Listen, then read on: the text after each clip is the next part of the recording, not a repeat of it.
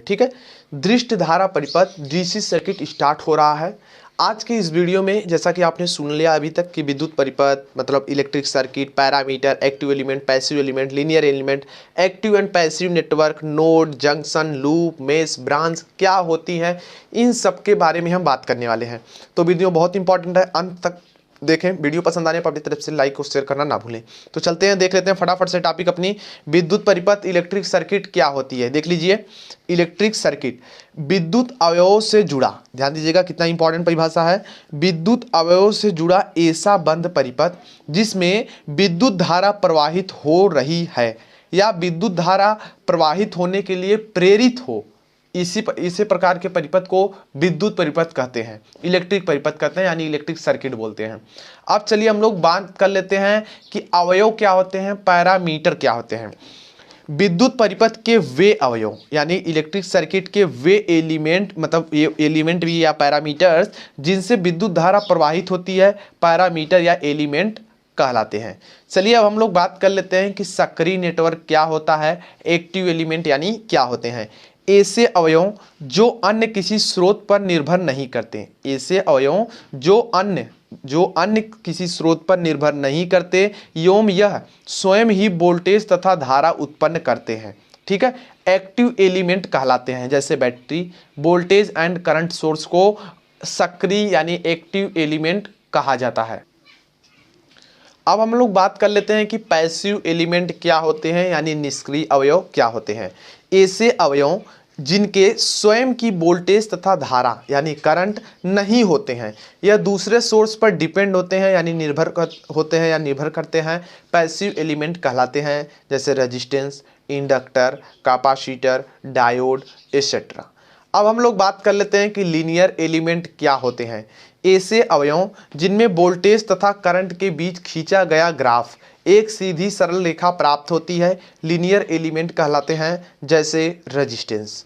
अब हम लोग बात कर लेते हैं कि एक्टिव एंड पैसिव नेटवर्क क्या होते हैं। इलेक्ट्रिक नेटवर्क, ठीक है, इलेक्ट्रिक नेटवर्क इलेक्ट्रिक एलिमेंट से बना यानी विद्युत नेटवर्क, आपका विद्युत सर्किट जो आपकी इलेक्ट्रिक नेटवर्क आपका जो है वो इलेक्ट्रिक एलिमेंट से बना एक संयोजन होता है, एक कनेक्शन होता है। यदि इस कनेक्शन में कोई एक्टिव एलिमेंट उपस्थित होता है तब उसे एक्टिव एलिमेंट बोलेंगे। यदि नेटवर्क में कोई एक्टिव एलिमेंट नहीं होगा तो उसे हम पैसिव एलिमेंट कहेंगे। अभी तक तो आपने बेसिक कॉन्सेप्ट समझे। अब नोड, संधि, जंक्शन, लूप, इस टॉपिक को आप समझ लीजिए। चलिए सबसे पहले नोड जानेंगे, अभी एग्जांपल वगैरह भी बताएंगे, ठीक है। नोड, ठीक है, नोड क्या होता है, किसी भी नेटवर्क का वह बिंदु जहां दो या दो से अधिक एलिमेंट जुड़ते हैं नोड कहलाता है, स्मॉल एन से प्रदर्शित करते हैं।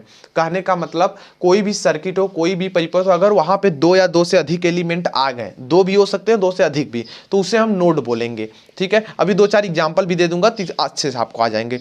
अब चलिए हम लोग जान लेते हैं कि संधि क्या होती है, जंक्शन क्या होता है।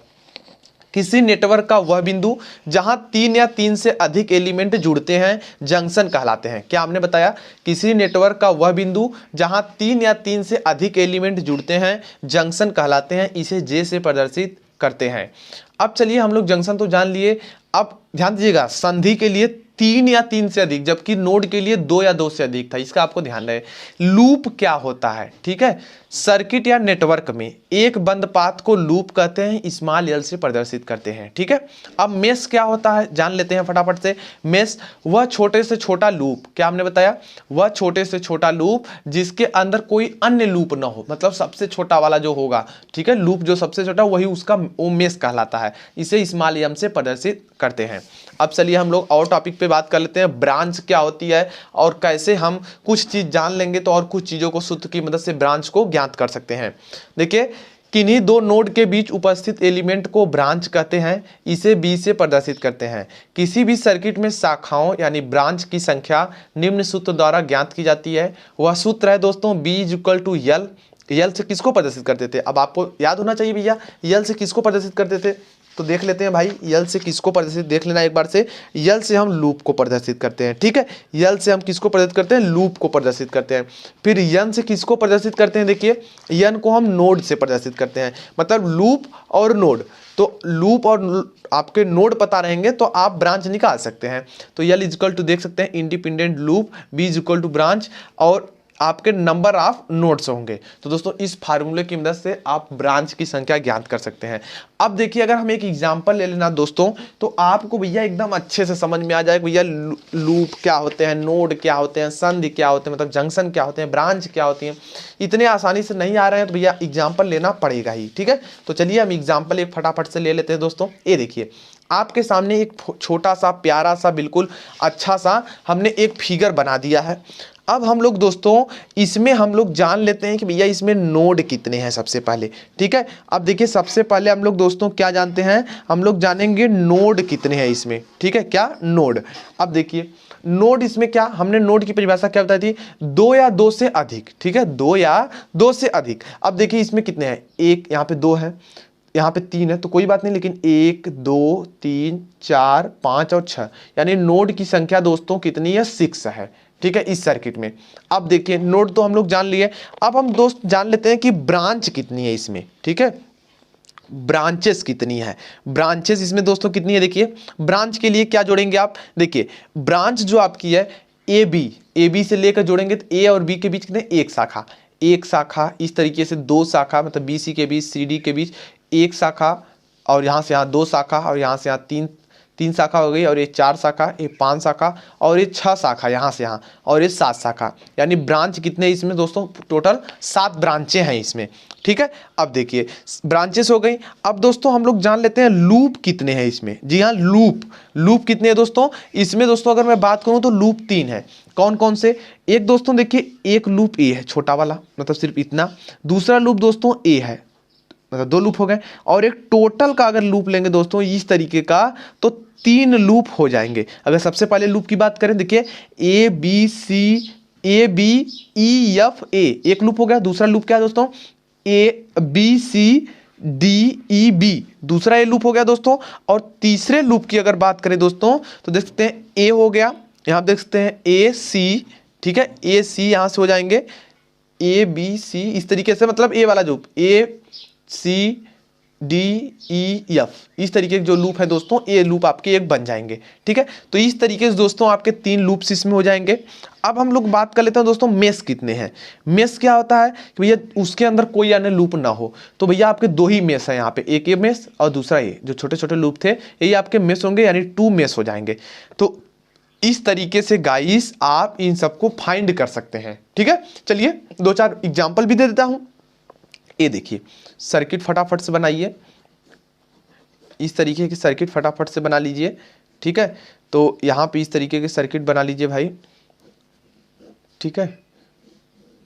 ये देखें दोस्तों, और मैं दे दे रहा नाम ए बी सी डी, ठीक है, डी हो गया आपका, देख सकते हैं यहाँ पे ई हो गया, एफ हो गया, ठीक है, एफ हो गया, और जी हो गया। अब इसमें आपको नोड, ब्रांच और ये सब आप चीज़ें आपको यहाँ पे बतानी है। इसी तरीके से दोस्तों और भी 1-2 एग्जाम्पल आपको दे देते हैं।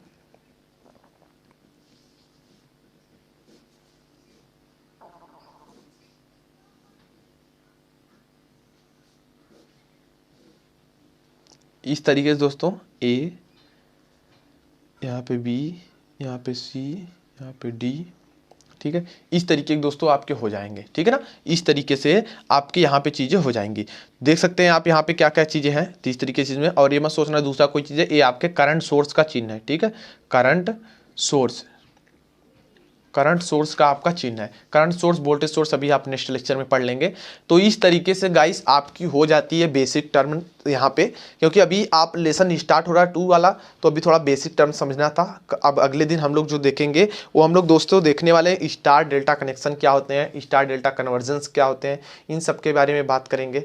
तो आज के लिए इतना ही। कोई डाउट्स या कोई सुझाव तो कमेंट सेक्शन में कमेंट करके हमें बताएं। व्हाट्सएप पर इनको प्रॉब्लम को सॉल्व करके भेज सकते हैं। Thanks for watching, good bye.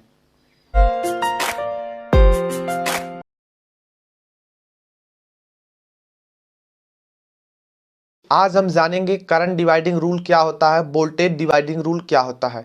This is most important topic of numerical problems की तरह। अगर मैं बात करूं दोस्तों न्यूमेरिकल प्रॉब्लम ना, तो न्यूमेरिकल प्रॉब्लम को सॉल्व करने के लिए करंट डिवाइडिंग रूल और वोल्टेज डिवाइडिंग रूल को जानना बहुत इंपॉर्टेंट है। अगर इसको जान लोगे ना तो काफ़ी बड़ी बड़ी सर्किट को आप सॉल्व करना बड़े आसानी से करंट और वोल्टेज ड्रॉप निकाल सकते हो। तो आज की इस वीडियो में दोनों टॉपिक पे बात करेंगे। वीडियो बहुत इंपॉर्टेंट है, अंत तक देखना। अगर आप स्किप करके देखेंगे तो हमारी गारंटी नहीं रही भाई आपको मतलब आएगा लेकिन पूरी तरीके से समझ में नहीं आएगा। न्यूमेरिकल भी बताऊंगा, इसकी थियरी भी बताऊंगा, साथ में 2-4 एग्जाम्पल भी दे दूंगा होमवर्क के लिए, जिससे आप प्रैक्टिस करेंगे और आपको अच्छे से आ जाएगा। ठीक है, तो चलिए शुरू करते हैं। देखिए, करंट डिवाइडिंग रूल, किसी ब्रांच में करंट ज्ञात करना हो तो इसका इस्तेमाल करते हैं। सबसे इंपॉर्टेंट बात ध्यान रखें, करंट डिवाइडिंग रूल का उपयोग वहां करते हैं जहां पर पैरेलल में चीजें हों। जैसे यहां पे पैरेलल में चीजें हैं तो यहीं पर आपको पैरेलल एलिमेंट में लगे हैं तो यहीं पर सिर्फ करंट डिवाइडिंग रूल का इस्तेमाल कर सकते हैं और सीरीज में नहीं कर सकते करंट डिवाइडिंग रूल का। ठीक है, तो चलिए कैसे ज्ञात करते हैं। ये सर्किट बनी है, इधर और भी सर्किटें हैं लेकिन यहां पर धारा आई आ रही है।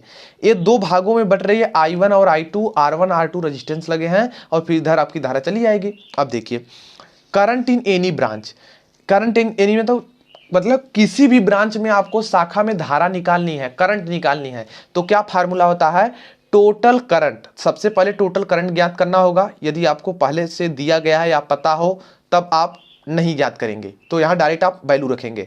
इसके बाद अगर I1 में ज्ञात करना है तो इसके सामने का अपोजिट में रेजिस्टेंस A है तो इसको रखेंगे यहां पर। अगर I2, देखिए I1 में ज्ञात करना है तो I2 R2 रखेंगे। अगर I2 ज्ञात करना है तो R1 रेजिस्टेंस रखेंगे। ठीक है, इसकी वैल्यू अपान में दोनों के जो वैल्यू का योग है टोटल रेजिस्टेंस यहां पे हो जाएगा। अब चलिए हम लोग बात कर लेते हैं कि इसके अकॉर्डिंग फार्मूला क्या बना। Current in any branch is equal to total current into opposite resistance upon में टोटल रेजिस्टेंस। अगर हमें I1 की वैल्यू निकालनी है तो क्या करना होगा, I गुणे R2 अपान में R1 प्लस R2। अगर I2 की वैल्यू निकालनी होगी I1 R1, ध्यान दीजिएगा I2 निकालना है तो I1 सेम पूरा टोटल करंट रहेगी, R1 अपान में total resistance R1 plus R2 हो जाएगा। अब चलिए दोस्तों हम लोग बात कर लेते हैं कि वोल्टेज डिवाइडिंग रूल क्या होता है और इसको हम कहां पर अप्लाई कर सकते हैं। देखिए, वोल्टेज डिवाइडिंग रूल हमेशा सीरीज में काम करता है, पैरेलल में नहीं। ठीक है, और इसकी मदद से किसी भी प्रतिरोध में वोल्टेज ड्रॉप कितना हो रहा है ज्ञात कर सकते हैं बड़ी आसानी से। सबसे पहले आपको टोटल वोल्टेज ज्ञात करने होंगे। यदि दिया गया है पहले से तब तो ठीक ठीक, नहीं दिया गया है तो आप ज्ञात कर लीजिए। इनटू सेम रेजिस्टेंस, वहां पे अपोजिट रेजिस्टेंस होता था तो यहाँ पर टोटल वोल्टेज आया तो सेम रेजिस्टेंस आ गए, अपान में टोटल रेजिस्टेंस हो जाएंगे। अगर V1 में हमें वोल्टेज ड्रॉप ज्ञात करना हो तो V मतलब total voltage into same resistance मतलब R1 अपान में तीनों का योग। उसी तरीके से V2 अगर ज्ञात करेंगे तो V गुणे R2 अपान में R1 R2 R3 हो जाएंगे। इसी तरीके से दोस्तों V3 अगर हमको ज्ञात करना है तो V गुणे R3 अपान R1 R2 R3, ये फार्मूला आपका बन जाता है। अभी तक तो हमने बेसिक से कॉन्सेप्ट देखे, न्यूमेरिकल देखे, मतलब थियरी देखी अभी तक। अब हम लोग बात कर लेते हैं दोस्तों न्यूमेरिकल प्रॉब्लम की। ठीक है, हम आपके सामने सबसे पहले करंट डिवाइडिंग रूल के एक एग्जाम्पल को ले रहे हैं ताकि आपको अच्छे से समझ में गाइस आ जाए। ठीक है, चलिएगा तो सबसे पहली हम देखो दोस्त किसके लिए, करंट डिवाइडिंग के लिए ले रहे हैं। ठीक है, तो चलिए हम एक सर्किट बना लेते हैं फटाफट से। इस तरीके की देखिए कुछ सर्किट अभी हमारी बन के रेडी होगी। ठीक है, और हो सकता है ये बुक मतलब सभी बुक में ये न्यूमेरिकल प्रॉब्लम सबको ना देखने को मिले। ठीक है, तो इस तरीके से आप भी बना सकते हैं, अभी होमवर्क भी मिलेगा, चिंता ना करें। देखिए इस तरीके का है, यहाँ पे 24 वोल्ट की बैटरी लगा दिया, यहाँ पे 5 ओम का रेजिस्टेंस है और यहाँ पे कितना 20 ओम का रेजिस्टेंस है और यहाँ पे 4 ओम का और यहाँ पे दोस्तों 6 ओम का रेजिस्टेंस है। और दोस्तों मैं कह रहा हूँ कि देखिए यहाँ से धारा आई जा रही है। ठीक है, अब मैं कह दिया कि इसमें धारा I1 जा रही है, हमने मान लेते हैं, अभी हमको पता नहीं है, और इसमें धारा कितनी जा रही है, I2 जा रही है। अब मुझे जानना है कि I1 कितनी फ्लो हो रही है और I2 कितनी फ्लो हो रही है। तो यहाँ पर आप किसका इस्तेमाल करेंगे, करंट डिवाइडिंग रूल का इस्तेमाल करेंगे। सबसे पहले आपको इसका क्या करना, टोटल करंट ज्ञात करनी होगी जो कि इसमें दिया नहीं है। तो हम लोग ज्ञात कर लेते हैं। कैसे ज्ञात करेंगे, इन दोनों को सरल करेंगे इसके पैरेलल में, फिर इन दोनों पैरेलल को सरल करेंगे तो इसके सीरीज में, और यहाँ से आपके ओम के नियम के द्वारा आ जाएंगी। तो चलिए हम लोग फटाफट सॉल्व कर लेते हैं। देखिए यहाँ सीरीज में है तो डायरेक्ट जुड़ जाएगी, तो सर्किट आपकी देखिए कुछ इस तरीके की बन जाएगी गाइस, ये देख सकते हैं आप, और ये आपका रहेगा ही और इधर भी रहेगा। और इधर आपका भाई 24 वोल्ट लग जाएगा। ये देखिए यहाँ पे 24 वोल्ट रहेगा। ये आपका 5 ओम, ये आपका 20 ओम, और दोस्तों 4 और 6 मिलकर कितना हुआ 10 ओम हो गए। ठीक है, इतनी चीज़ पता हो जाएगी। अब दोस्तों क्या करेंगे, ये दोनों पैरेलल में है, इस सीरीज का फार्मूला हमने डायरेक्ट लगा दिया, तो ऐसे भी कर सकते हैं। ठीक है, तो अब यहाँ पे बात कर लेते हैं क्या करेंगे, पैरेलल का सूत्र लगाएंगे। अब यहाँ पे अगर हमको देखिए पैरेलल में ज्ञात करना, तो फार्मूला हम जानते हैं कि 1 R इक्विवेलेंट होता था 1/R1 प्लस 1/R2।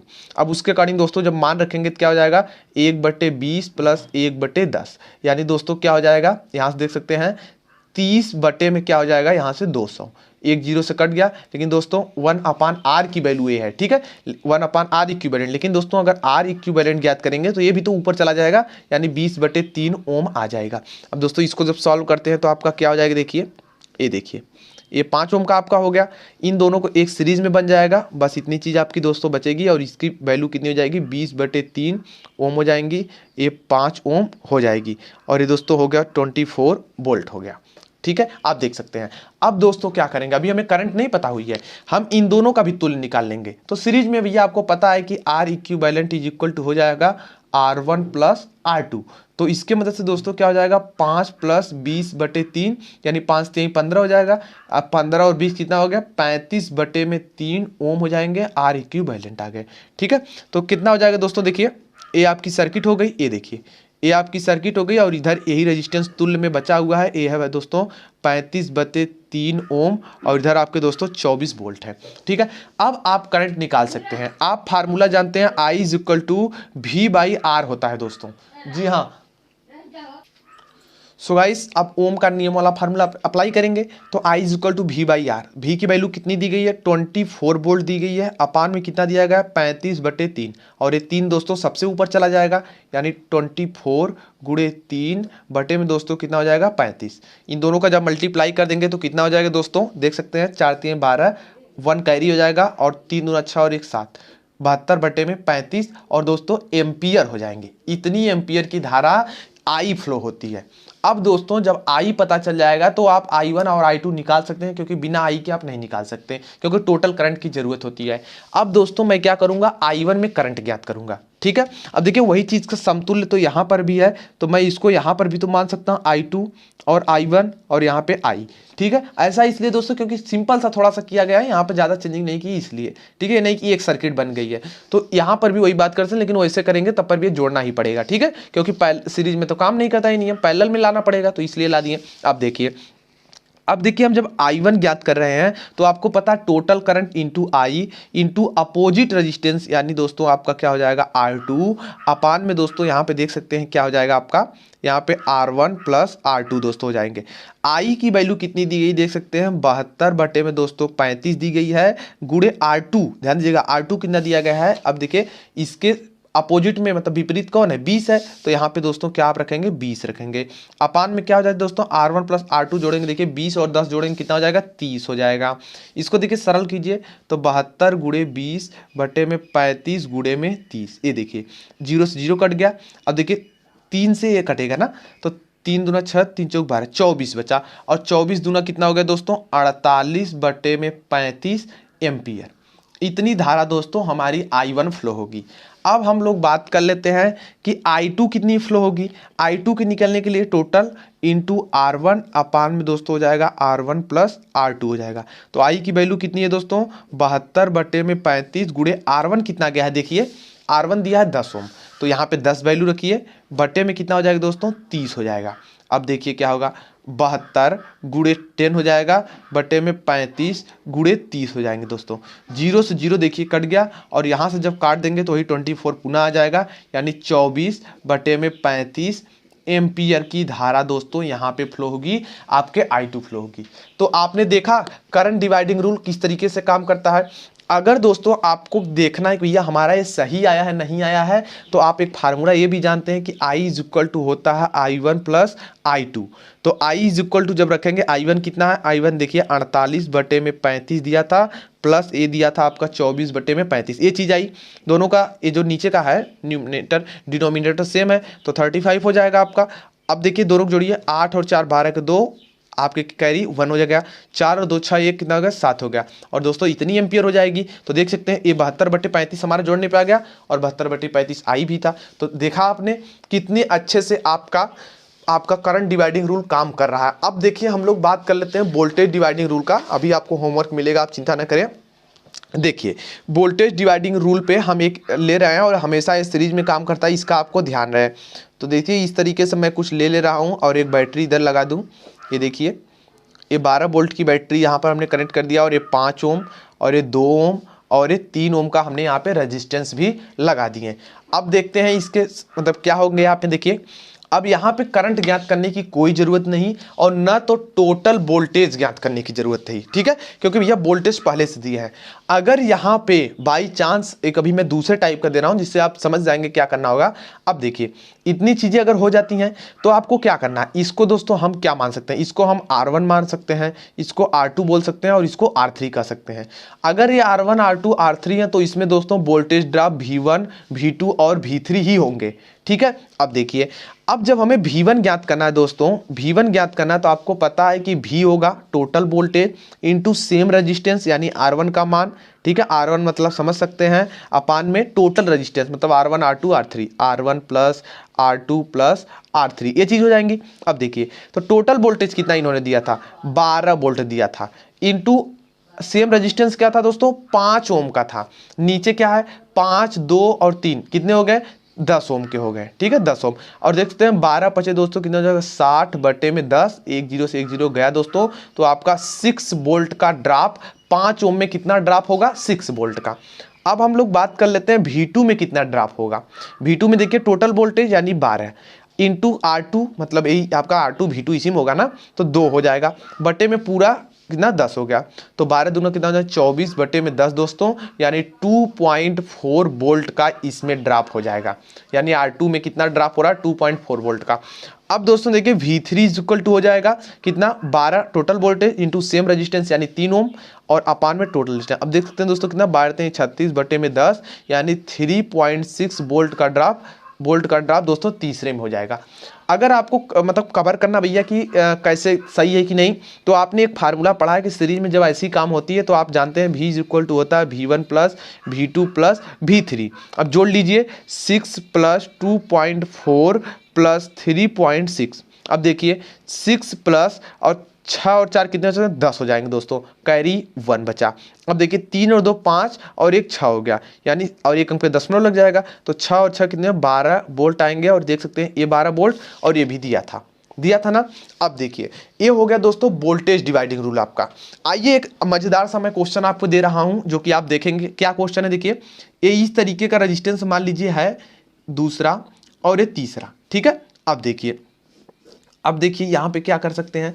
अब यहाँ पे दोस्तों हम करें कि भैया देखिए ये भी 5 ओम का ले लें, ये भी 2 ओम और ये भी 3 ओम। वही क्वेश्चन मत सोच रहा है, वही क्वेश्चन है। और दोस्तों मैं कह दूं यहाँ पे क्या कह दूं दोस्तों, यहाँ पे मैं कह दूं कि 2 एम्पियर की करंट फ्लो हो रही है। तो अभी आपको वोल्टेज नहीं प्राप्त है, अभी आपको करंट प्राप्त है, ठीक है। तो 2 एम्पियर करंट प्राप्त हो रही है। अब मैं कहूं अगर वोल्टेज डिवाइडिंग रूल का उपयोग करके आप बताओ कि इसमें कितना होगा तो आप नहीं बता सकते। लेकिन अभी मैं जो ट्रिक बताने वाला हूं इसकी मदद से आप श्योर कर पाएंगे। कैसे देखिए आई दिया है भैया, आई इज इक्वल टू इन्होंने दे दिया 2 एम्पियर, ठीक है 2 एम्पियर की दिया है, ठीक है ना। 2 एम्पियर की धारा आपकी जा रही है, एएमपी यहाँ पे लिख लीजिए 2 एम्पियर। अब देखिए टोटल रेजिस्टेंस कितने हैं 5 और यहाँ पे 5 10 यानी R इज इक्वल टू कितना दिया है 10 ओम दिया गया है। अब भी निकालना है, तो आप फार्मूला जानते हैं V इज इक्वल टू दोस्तों IR होता है। यानी दोस्तों क्या हो जाएंगे V इज इक्वल टू आई की वैल्यू 2 गुणे 10 की कितना दिया है यहाँ पे 10 यानी V इज इक्वल टू दोस्तों क्या जाएंगे 20 वोल्ट हो जाएंगे। देखा आपने 20 वोल्ट आ गया यहाँ पे, यानी 20 वोल्ट की बैटरी लगेगी तब इसमें जाकर के दोस्तों इतनी चीजें फ्लो होंगी, ठीक है ना 2 एम्पीयर करंट। अब देखिए क्या हुआ जब ये 20 वोल्ट की बैटरी प्राप्त हो गई आपको तो मैं कहूंगा आपको कि अब यहाँ पे आप V1 मतलब R1 इसमें कितना ड्रॉप हो रहा है इसमें आप इसको सॉल्व करके हमें व्हाट्सएप पर भेज सकते हैं। व्हाट्सएप नंबर लिख सकते हैं 70 810 78539 ये व्हाट्सअप नंबर है, ठीक है। व्हाट्सअप नंबर या तो यही टेलीग्राम नंबर है, इस पर भी आप SMS कर सकते हैं, ठीक है। तो ग्रुप वगैरह में जल्द से जल्द आप ज्वाइन कर लीजिए, आपको जल्द से ग्रुप की लिंक मिल जाएंगी। और यहाँ पे देख सकते हैं कि डिस्क्रिप्शन में लिंक है, ठीक है। तो यहाँ पे भैया रूल हो गए। चलिए अब आपको अभी तो हमने वोल्टेज का एक दे दिया, अब हम करंट वाला एक दो एग्जाम्पल आपको दे देते हैं ताकि आप प्रॉब्लम को सॉल्व करेंगे, ठीक है। प्रॉब्लम को सॉल्व करेंगे गाइस इस तरीके का दोस्तों, ये देखिए इस तरीके का। और यहाँ पे हम ले रहे हैं, मान लीजिए यहाँ पे हम ले रहे हैं 20 वोल्ट की बैटरी लगा दे रहे हैं। ये 3 ओम का रेजिस्टेंस है, ये 5 ओम का, ये 1 ओम का और ये 2 ओम का, ठीक है। और ये आपका कितना हो जाएगा टोटली का, ये भी 2 ओम का। इस तरीके से है दोस्तों। और इसमें करंट मान लो फ्लो हो रही है, ये I2 है और ये I1 यहाँ पर फ्लो हो रही है और यहाँ पे I। आपको दोस्तों I1 और I2 की वैल्यू निकालनी है। तो दोस्तों ये देखिए आपने 2 एग्जाम्पल मिल गए, आप प्रैक्टिस कीजिएगा, आपके आंसर आ जाएंगे। चलिए एक और इसी तरीके का दे देता हूँ, मान लीजिए इस टाइप का क्वेश्चन दे रहा हूँ और एक छोटा सा क्वेश्चन कोई ले लो, तुल्य निकालने वाला, ठीक है। तुल्य इक्विवेलेंट निकालने वाला सीख लो। ये देखो इस तरीके का है, इस तरीके का दोस्तों। अब इसके ऊपर हम क्या करेंगे, और भी रेजिस्टेंस लगा देंगे जिसको आपको तुल्य करके ज्ञात करना है, ठीक है। अब देखिए यहाँ पर भी लगा देते हैं, ठीक है। इस तरीके का है दोस्तों, यहाँ पे A है और यहाँ पे B, और ये मान लेते हैं 2 ओम है, 3 ओम है और ये 4 ओम है, ये 5 ओम है और 1 ओम है और ये 7 ओम है। इस तरीके से दोस्तों इसका तुल्य आपको निकालना है, यानी R इक्विवेलेंट AB में, ठीक है ना। RAB आपको ज्ञात करना है कि कितना आएगा। तो इस तरीके से दोस्तों 3 क्वेश्चन हो गए, आप इन तीनों को कीजिएगा, प्रैक्टिस कीजिएगा ताकि आपको और अच्छे से आ जाए। और नेक्स्ट वीडियो में दोस्तों हम दूसरा लेसन आपका स्टार्ट कर रहे हैं, DC सर्किट। आई होप आज की वीडियो लेक्चर पसंद आए तो प्लीज़ लाइक कर दीजिए, नए हो अभी तक सब्सक्राइब नहीं किया हमारे यूट्यूब चैनल को सब्सक्राइब कर लीजिए, क्योंकि हम इस तरीके से वीडियोस बनाते रहते हैं। अब भी कोई डाउट्स या कोई सुझाव तो कमेंट सेक्शन में कमेंट कीजिए, हम रिप्लाई ज़रूर करेंगे। Thanks for watching, good bye.